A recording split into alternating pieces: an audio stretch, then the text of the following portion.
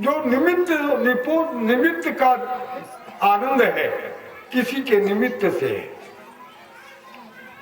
जैसे घर के रहते घर का आनंद है, वस्त्र के रहते ये साधन है, ये साधन जन्य आनंद है, आनंद है।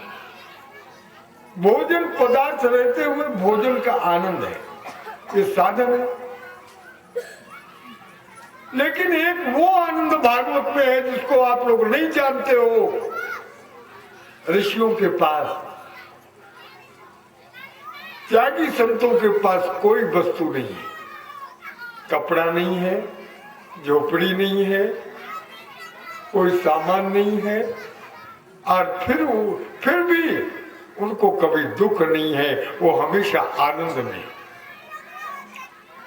जाना, ये स्वयं सिद्ध आनंद है। जिसको ये आनंद मिल गया वो कभी दुखी नहीं होगा।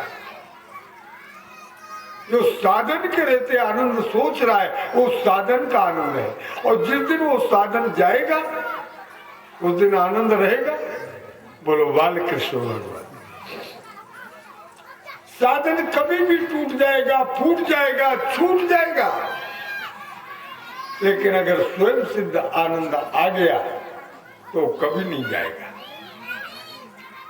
आपको छोड़ेगा ही नहीं। उस आनंद की तरफ भागवत ले जाता है। भागवत भगवान का स्वरूप है। जो इसकी शरण लेता है वो आनंद ही नहीं परमात्मा से मिल जाता है। तो मेरे भैया, भागवत की बात मानो, मेरी नहीं। सारी बुराइयों का त्याग कर दो और कपड़े यही पहनो, घर में रहो, परिवार में रहो, लेकिन संत बन जाओ। बोलो बाल कृष्ण भगवान। कोई कितना भी लोभ दे, दुनिया में किसी की ताकत नहीं है जो तुम्हें आनंद दे सके, चाहे किसी धर्म का हो। दुनिया के धर्म लोग प्रोपोगंडा हो रहा है, ये हो रहा है, वह हो रहा है, लेकिन सुधार की तरफ किसी का ध्यान नहीं। मनुष्य मात्र का सुधार हो जाए, इधर बोलना चाहिए और करना चाहिए, समझाना चाहिए, उधर कोई वक्ता नहीं जा रहा है। डरते हैं कि हम ऐसा बोलेंगे तो लोग हमको नहीं मानेंगे, हम कह देंगे मांस छोड़ो तो मांसाहारी सब नाराज हो जाएंगे। मैं कहता हूं नाराज हो जाए, चले जाए। वो राक्षस तो राक्षस पहले भी थे, आज भी रहेंगे, लेकिन देवता क्यों उधर जाए। मैं देवताओं को लाना चाहता हूं कि भागवत की शरण में आ जाओ, बुराइयां छोड़ दो। दीक्षा लेने के लिए कई लोग आए, मैं बोला पहले तुम 1 साल तक शराब और मांस 2 छोड़ देना, तब मेरे पास आना। पहले गलती में दे देता था तो मैं पछताता हूं, अब नहीं देता। जब तक तुम्हारे में दुर्गुण रहेगा वो मेरा शिष्य नहीं रहेगा। बोलो बाल कृष्ण भगवान। मैं दुर्गुणी को किसी को नहीं मानता, चाहे वो मेरे घर का हो चाहे बाहर का हो। मैं सच्चे सिद्धांत का आदर करता हूं और सत्य स्वरूप की प्रतिष्ठा करता हूं। मेरे साथियों, ये भागवत मेरा जीवन है। महाराज परीक्षित का मोक्ष हुआ, देवता लोग खुश हो गए, भागवत की जय जयकार होने लगी। तो अगर मुक्ति चाहते हो तो अभिमान छोड़ो, घर में गांव में हर एक के साथ सुंदर व्यवहार प्रेम का करो। किसी के साथ छल कपट अन्याय ये छोड़ दो। बोलो कोई कठिनाई है इन बातों में? लक्ष्मी, मैं कोई कठिन बात नहीं बता रहा, एकदम सरल। कितना जीवन आनंद में हो जाएगा, सुख में हो जाओगे। यही भागवत का फल है जो मैं बता रहा हूं। सुख की प्राप्ति, आनंद की प्राप्ति ये भागवत से होती है। मुक्ति परीक्षित को मिली। सुखदेव जी तो चले गए, परम धाम जाएंगे, लेकिन अभी कुछ लोग हैं उनको मुक्त करना है, वो भी जाएंगे। मेरे साथियों, बोलो भागवत महापुराण। मैंने जीवन में भागवत सारे ग्रंथों का अध्ययन करने के बाद भागवत के द्वारा ही अपने देश के कुछ भक्तों को मैं सत्कर्म में लगा सका।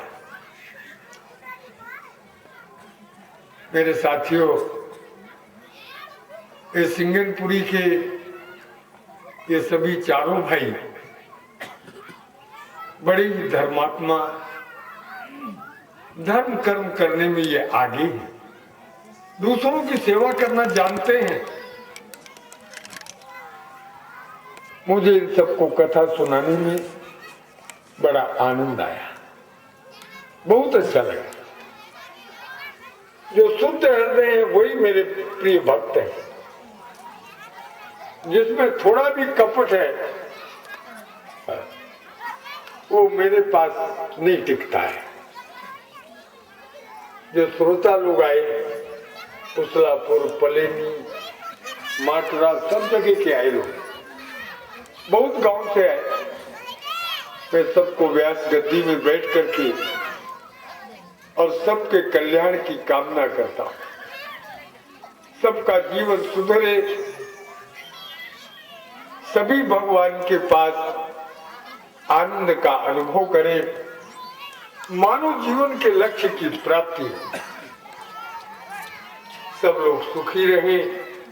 मैं नित्य कहता हूं सर्वे भवन्तु सुखिना, सर्वे सन्तु निरामया। मैं नित्य ही ये प्रार्थना करता हूं, आप लोग सुखी रहो, जहां तक बन सके। मुक्ति सबको मिलेगी, लेकिन बुराइयों का धीरे धीरे त्याग कर दो, एकदम मत आने दो। ऐसा कुसंग जहां बुराई हो, ऐसे कुसंग में मत जाओ, ये कुसंग आपको प्रभावित करेगा। तो मैं भगवान से कहता हूं, मां बर दे बर एक हमें दो, हर जन्म में ब्राह्मण होने का सब शास्त्र सदा ही कंठ रहे, और भागवत पुराण कहने का, भागवत पुराण कहते हूँ जब अंत आयु का आना हो,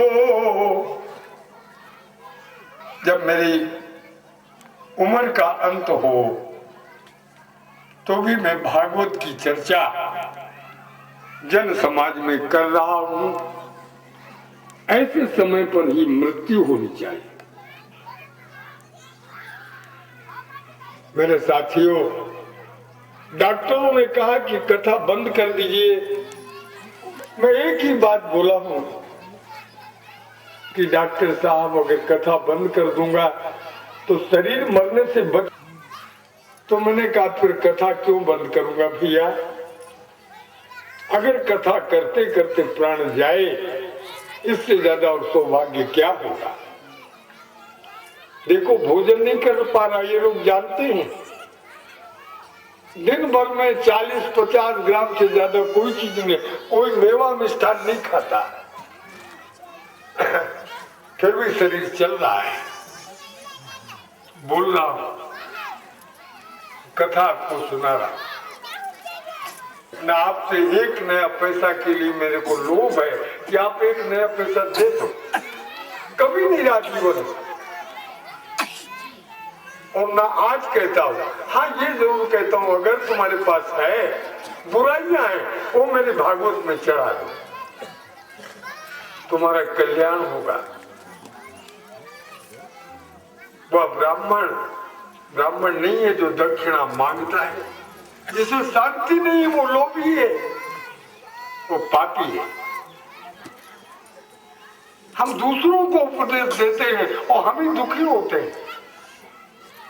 धन के लिए नश्वर पदार्थों लाखों करोड़ों रुपए गरीबों को ही दिया है, पर जानता हूं कि इसके पास है तो उसको नहीं देता। दान भी देना है तो देश काल और पात्र का विचार करके देना है। अगर किसी तुमने ऐसे को दान कर दिया जो पापी है, वो नशे वाला है, वो आपसे मांग के गया और शाम को बेच करके शराब पी लिया, तो आपका पैसा काहे में गया? नरक में गया ना। तो दान दे दो, लेकिन विचार करके दो। को सबको ब्राह्मणों को बुला करके खिलाता पिलाता और खूब दान देता।